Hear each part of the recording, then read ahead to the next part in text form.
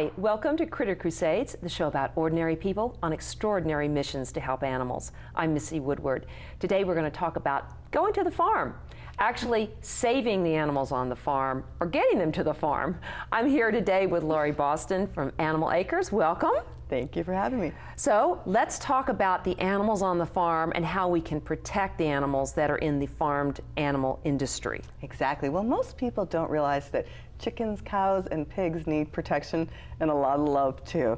And that's really the mission of farm animal sanctuaries, is to rescue the victims of the food animal production industry, and also then to give people an opportunity to get to know farm animals. You know, Bill Maher, who's one of our supporters, said, you know, it's a little hard to eat a pig after you've given one a belly rub. And that's really the mission of farm animal sanctuaries like Animal Acres. Right. I was actually thinking of that for many of my friends that are meat eaters. I have one in particular. I said, I'm going to go out to I'm taking you to Animal Acres. You're going to pet one of those little piggies that you love so much. That's right. Well, and actually, you are the person that has spearheaded this whole movement. Actually, you co-founded Farm Sanctuary, correct? That's correct. In 1986, as co-founder of Farm Sanctuary, I opened the first shelter in the country for farm animals. And at that time, just a little over 20 years ago, there were no shelters for cows or pigs or chickens. And of course, even within our own animal protection movement, people didn't think these animals even needed saving. And of course, we found just the opposite. Of all the animals, 95% of all exploited animals, the animals suffering in the pounds and, you know, trapped and hunted and in the circuses, they comprise 5%. Farm animals comprise 95% of all exploited animals. So the numbers are astronomical, and we've really seen over the years how we need to focus our attention on farm animals to alleviate the largest amount of suffering.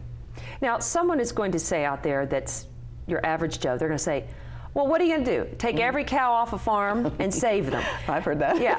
You're going to take every chicken. Right. Who's going to take all these chickens in? Now, you're talking about a different kind of movement in understanding what is humane, what is inhumane, and also compassion. I mean, I think that's what I hear when I think about what Animal Acres is. It's about compassion, teaching children and adults about compassion and really looking at things. You've mentioned to me before is that there's a people are detached from the hamburger on your plate, from where it comes. I was into my teens when I didn't really get that, and I was a country girl. I mean, there's a big disconnect, and people don't understand that. And because when we were young, it was different. When our parents were younger, it was even more different. When they're on the farm, it was different. The industry changed things, and that's why people like Oprah and different people have taken these things on with different industries. Is that, am I getting that right? That's more what you're looking at? Exactly. Well, the good news is the average Joe, as you said, while he or she may not decide to go vegetarian or vegan, we have found that when people are educated about the cruelty that the farm animals endure to produce meat, milk, and eggs, they are against it. California was the most recent example when, by enormous margins, people in California voted to ban cruel veal crates, gestation crates for pigs, and most recently, and this is the newest development, these battery cages for hens, where to produce eggs, 4 to 5 hens are crammed into a cage about the size of a folded newspaper. Now, everybody agrees that that's cruel, except for the industry. And even the industry now is having to come on board and recognize that people are against cruelty to all animals, including farm animals. And farm animal sanctuaries like Animal Acres can help people make that connection. You can come out, kiss a cow, give a pig a belly rub, talk to a turkey. And for many people, it's the first time they've ever looked at a farm animal as an animal. I mean, I grew up in Wisconsin. I had no idea that cows were slaughtered to produce milk. The cows are not being retired into the green pastures. When they are no longer considered productive, which is generally about 4 to 5 years, they are sent to slaughter, and that's where hamburger comes from. Dairy cows produce hamburger, and yet the dairy cow can live to 20 to 25 years of age if she is allowed to live her natural life. So you're right, there's a complete disconnect, and part of the mission of organizations like Animal Acres is to help people connect those dots. What started this this quest that you were on. Yeah, you know, it's interesting because, of course, I've been an animal lover, and I was very young. I was about 15 or 16 when I woke up one day in Wisconsin, back in the 70s, and just announced to my family that, well, I love animals, and if I love animals, why am I eating them? I mean, it was very simplistic, but very profound. And of course, my parents thought it was a fad, and this was in the 70s, and everybody thought you were going to die if you didn't eat meat and dairy every day, you know, 3 times a day. But fortunately, they saw it was anything but a fad, and I think that was my first real step into this area. I've worked in other animal protection issues, but I think I've worked in the animal protection movement because I'm for the underdog, and the farm animals are the cows of the underdogs. So they are, as I said, the largest groups of animal exploited. When I started in 1986, there were no farm animal sanctuaries. Very few of the national organizations were working on behalf of farm animals, and everybody thought the word vegan was a character on Star Trek. So you know, we've come a long way. And we're seeing that people really do care about all animals, and I'm really happy to have played a role in that. I would think that the industries would actually, from a marketing standpoint, go, wow, we've got a great thing now. We do this whole slant on we're the humane farmers. And more people would be buying their products, and they could probably ask more money for it too. You know, it's interesting to see what will happen. I mean, certainly for people like myself who are vegans and would no sooner eat a turkey or cow than I could a dog or cat. I mean, we see all life as value. And that each life has its own intrinsic value. But certainly, you know, vegetarianism, veganism is a personal choice, and you can't legislate that choice. And until we can, look at that referendum to promote veganism, we can at least reduce the amount of suffering. It will never be completely humane as long as animals are slaughtered. I've been to too many slaughterhouses. I've seen over the years, and I've investigated hundreds of factory farms and stockyards and slaughterhouses, and the animals are terrified, the animals are fearful, they don't want to die any more than you and I, and as long as that is the situation, it will never be truly humane, but it can be less cruel. Well, I know literally just this week, he's a cowboy. His family wanted me to come over, and another business associate said, come over for some hand-fed, hand-grown beef of my own, whatever. And I wrote back, I said, oh, you forgot, I'm a vegetarian. And we laughed about it. And then you don't know how many times I got not only apology letters on email and phone calls. That changed? And I said, that's really neat. I said, you don't have to apologize. I said, I just can't imagine you doing it, but at least you're doing it at your home. The animal has been, you know, you have to look at it. I try to look at it with people that are in Joe normal. And it's not, we don't try to change everyone. It's like you're saying, it's really about cruelty, and it's about education. Now, we have a video from your 20-year celebration of talking about what Animal Acres is, and I'd like to go ahead and play that now and see where you started and where you're going. All right.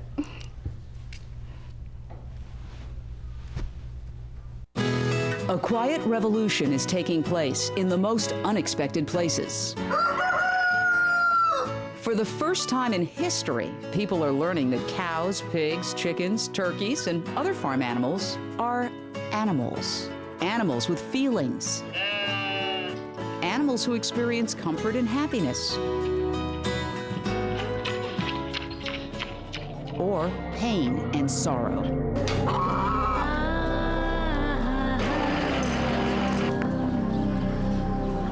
The revolution is the farm animal sanctuary movement, and it began just 20 years ago when Lorri Bauston found a living sheep on a stockyard dead pile, and she took the sheep, named Hilda, home with her. Knowing she couldn't keep a sheep in her city backyard forever, she did what any logical person would do. She opened the first shelter in the country for farm animals as co-founder of Farm Sanctuary. Working with compassionate people, like you, who want to help all animals, she started saving animals one by one. Calves from stockyards. Chickens from egg factory farms. Pigs from slaughterhouses. News coverage of Lorri's farm animal rescue and shelter efforts spread. Not everyone is going to be eating turkey this Thanksgiving. Lorri Bauston thinks you should adopt. She joins us from her farm. Soon, other caring people began to recognize the vital importance and role of farm animal sanctuaries, and they opened new farm shelters, one by one.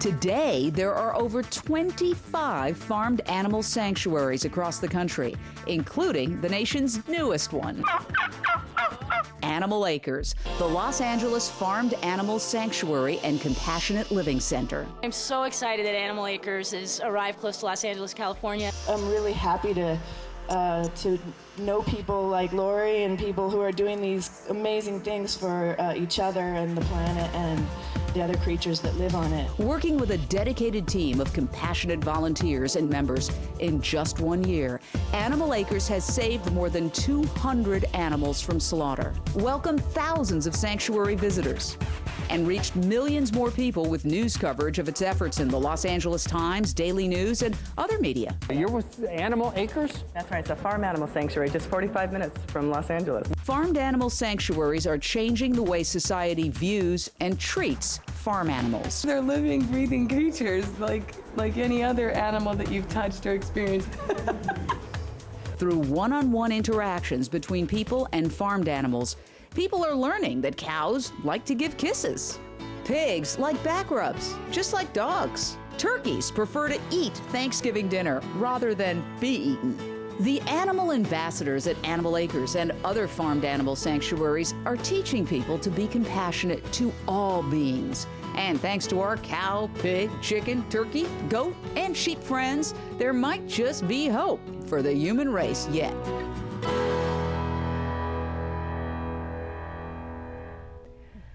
How do you feel knowing that you started this whole movement? It's a great feeling. You know, the best thing that we can do is to try to live compassionately every day, to do something every day. And I think that's what's so great about the Farmed Animal Sanctuary movement and working on behalf of farm animals, because not only do I feel really good about helping start the whole Farm Animal Sanctuary movement, but I know that every day, every time I sit down to breakfast, lunch, and dinner, you know, I'm making a difference for animals. I'm saving lives. I'm stopping suffering just by what or who I choose to eat. Right, It's a great feeling. and the people that come to Animal Acres, they walk in with one look. What do they look like when they leave? Is it just all these grins like you have? Yeah, you know, it's so great to see people being touched by animals. You know, I remember when somebody gave me a card that says, you know, we give and receive love at the same time, and I see that happening with people when they start interacting with a cow or a pig or a turkey for the first time. And what a magical thing it is. And I've just, especially with kids, when they come through and, you know, we don't have to hardly say anything to them, and they just start petting the turkeys and kissing the cows. And, you know, I remember one time the kids wanted to see this little goat that we had rescued that had been badly abused and mutilated. And, you know, I held a little goat, and I asked the kids, well, what should you do if you know, see an animal that's hurt like this? And those little hands shot up, and they're like, call the police, take them to a sanctuary. You know, they're just like right on, you know, they got it, you know, they got it. And that's really, you know, there's no better feeling. About how many people go through a week, or how are you set up? Is it they come only on weekends? Yeah, we How does do. it work? Well, we're open to the public every Sunday. We have guided tours on Sundays. For groups of 10 or more or school presentations, they can make tours, group tours by appointment. Or we have, oh my goodness, about an event a month. Beginning in March, we have at least one event per month, and we have family events and, you know, conferences. We have a star-studded gala every year to raise funds for our sanctuary. Right. And people can come and volunteer any day of the week. We are very much a volunteer-based organization, and you can come and muck barns and help care for the animals, or stuff envelopes to raise funds for the animals. We really do need a lot of help, and it's a great way to get involved. So how many volunteers do you have right now? We actually have about 200 active volunteers. We're really very, very fortunate. And I think it's because people, you know, it's a beautiful sanctuary. I mean, you see it on the video. You just feel at peace there. You see who it is that you're saving by visiting. And we're very fortunate. All of our events, including our gala, are put on entirely by volunteers. So we really need help. Is it a now when you're working with the volunteers, they have their set schedules to work, or Right. you have certain organizers that organize when people come out? it's not like you're just inundated on the weekend with volunteers. You have people coming all during the week. Yeah, we do pretty much have, you know, volunteers coming throughout the week. Of course, weekends are the busiest, and most of our events are on the weekends. But you can come out any day of the week. We just ask that you call or email the day before and let us know you're coming, and we'll hook you up and give you a shovel. And yeah, exactly. Off you go. Dress casually. Right. And what sort of acreage do you have? We have 26 acres, which for Los Angeles is of course, quite the big farm. And we're really happy. And in fact, one of our big projects, since we have the room, we're raising funds and working on building a new rescue center. Because believe it or not, there's a heck of a lot of, you know, country critters that need homes here in the Los Angeles area. We've, in fact, just this year alone, rescued 450 farmed animals. So the need is there. It's growing as we become more well-known. And so we're working to build a big new rescue center, particularly when we saw the first fire season. I think it was 2006, the really bad one. It was the first time I had lived through. I'm from Wisconsin originally, so it was a new thing for me. And I was astounded. And we ended up rescuing and, in fact, evacuating an entire sanctuary with large animals. And after living through that first fire, you know, season, that storm that we had, that was it. I said, no, you know, we need more evacuation centers. So for large animals. And as I said, there's just a growing need. I can't believe, in fact, the number of farm animals that are in need in Los Angeles County. Wow. It's in the hundreds. Now, let's talk about legislation that you've been involved with. And I know you discussed California's legislation for Prop 2. How far can it go on legislation, or what is your goal with legislation for farmed animals? When you're working in the legislative realm or in, you know, referendums like we had this past election day, you are looking to pass humane reforms. You know, you're certainly not going to pass a vegan referendum. You can't make somebody go vegetarianism, as I said, but you can alleviate suffering. And what we're seeing, and I'm very happy to see the trend now, is to ban these cruel confinement systems. Does that have to be state by state? Well, generally federal legislation is very, very difficult to pass. And much harder. So the animal protection movement started working on this, I think it was in 2001, to do the first state referendums. And we've done referendums now in Arizona, Florida, and now California, as well as passed laws in other states. And what we're seeing is that domino effect. And in fact, the industry, the meat industry and the dairy industry and now the egg industry are recognizing that people do not want to support cruelly raised products. And they now have stated that they're going to, you know, phase out gestation crates and veal crates. The egg industry is going to be one of the last battles. But I'm confident, again, that once consumers are aware of how these animals are raised, they're going to, you know, vote to stop it. And I know they talk about global warming and greenhouse gases and different things like this, and they were even, I think, recommending recently, they said, you know, lower your consumption of meat to 3 times a week, different things like that. But then everybody screams, you know, there's going to be so many people out of work. I mean, there is an industry.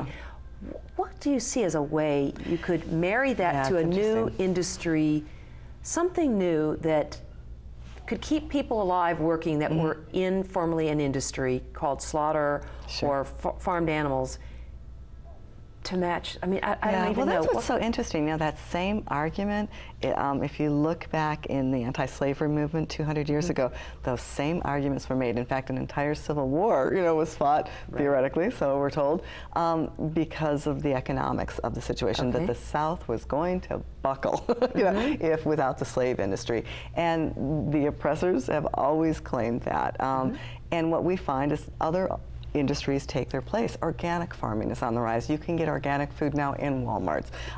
You can, you know, there's so many other industries, and vegetarian food sales in general are on the rise. It's the fastest growing food sale group category.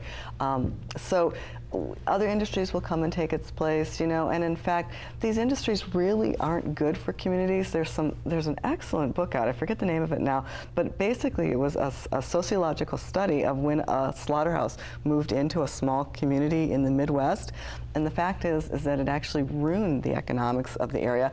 Workers, Americans, don't want to work in these facilities. They're low pay, they're awful jobs, it's a horrendous industry to work in. as well as be slaughtered in. And what they found is that the only workers they could get were people from other countries. So it wasn't like it produced all these great American high-paying jobs at all. And I know that, you know, the illegal alien issue that they and then that has a ripple effect, because then, you know, it just creates more and more problems. When you have workers that are not paid well, crime goes up. You know, and it's just, they started seeing, and it was this amazing study of how it actually ruined the economics of these towns when they moved in, not to mention the environmental hazards. I mean, the communities now for the first time have band together to prevent hog factories from coming into their towns, because they know, one, it really doesn't create that many jobs. What it does create is tremendous environmental pollution. And as has been pointed out, as you point out with the global warming, cows produce more methane than cars. You know, they're the #1 polluters. So people are catching on. They're, again, being more educated. And that's the great thing about this issue. Not only are we helping the animals, but we're helping save our planet. And ultimately, we're helping save ourselves. You know, a meat-centered diet, you know, is certainly not a healthy diet. Heart disease is the #1 killer of Americans, you know, and that's because of our diet. I had a friend, African-American bus driver, called me up and said, my doctors told me I had to go vegetarian, and I knew about you. How do I do this? I know. They just called me up like, how do I become a vegetarian? It's very interesting how across the board, doctors are recommending it to people.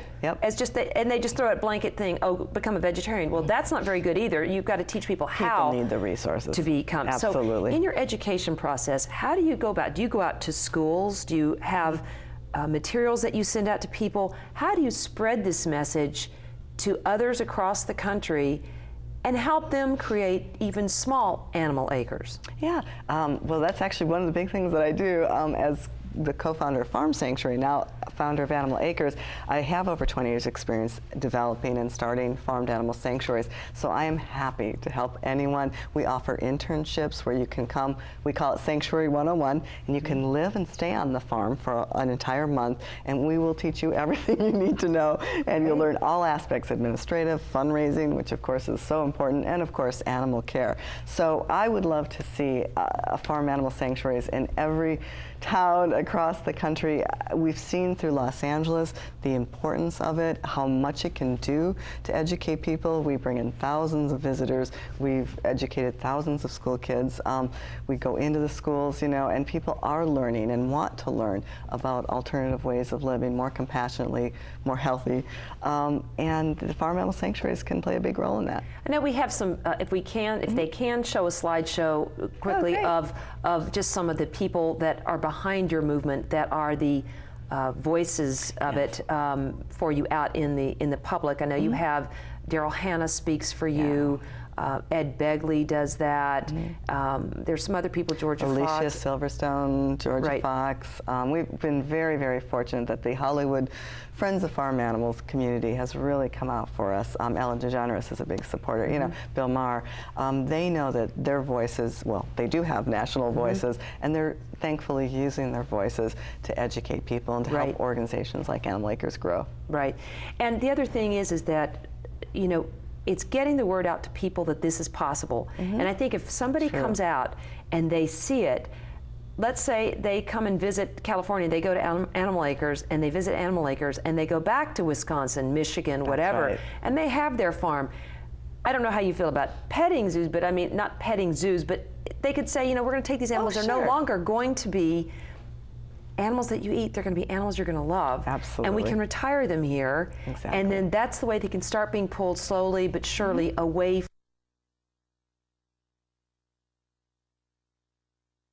from those farmed situations. In these last moment, tell me, what is your goal, or what is your message to someone in a few brief moments? Probably my biggest goal in life is to help teach people that farm animals are animals too. They are sentient beings. A cow feels pain just like a dog or cat or you and I. And if I can help teach people that very simple yet profound message, then I've done my job. That's great. And I know that people can get involved. What is your website? www.animalacres.org. And there's lots of ways you can help. So please come on out. We really do need your support. Yes, and I think that people should go there. They should take a group of their friends, and that's, instead of going out to eat, go to Animal Acres. You can learn about how you can compassionately eat after that. You can, I'm sure, get information there about vegan diet or different things like that. And then they can go home and they can make that kind of vegetable feast with their friends. We'll help you, absolutely. You'll teach them everything. Veg starter kits, recipes, restaurants, we'll get you going, no problem. Oh, and you'll be on the Food Channel soon. I mean, you know, you'll be out there telling everybody at all these different food places, come see what we have at our farm. So I saw even the turkeys are eating their vegetarian Thanksgiving meals. They had meals. a great Thanksgiving, and LA Times did a big article on it, you know, Thanksgiving Day, you know, and it was a wonderful article that just showed that, you know what, this is another way of looking at the world. Right. And it's not so bad. Right. Well, thank you so much for joining us today, and I hope that everybody will take heart and listen to what you're about and make a difference. I hope that everybody goes to Animal Acres, take some friends, spend a Sunday afternoon smelling the fresh air, seeing the animals in their true environment, not what you see at, you know, a factory farm. Understand, read the literature. One of the main things I think is that people need to read literature, look at the websites, don't be afraid to see the bad images. I know we don't like to see those, and once you see them, the reality hits. When you see what an animal looks like after it's been trucked across the country in a crate, in these things in the freezing cold, you don't even want to know what it's about, but if you know it, I promise you it'll change your life. So from now on, please share this message with others, let others know about this show, tell them about how they can watch us, and tell them how they can get involved as well. Thanks for joining us here on Critter Crusades, the show about ordinary people on extraordinary missions. Go out and make a difference. Thanks. Yeah,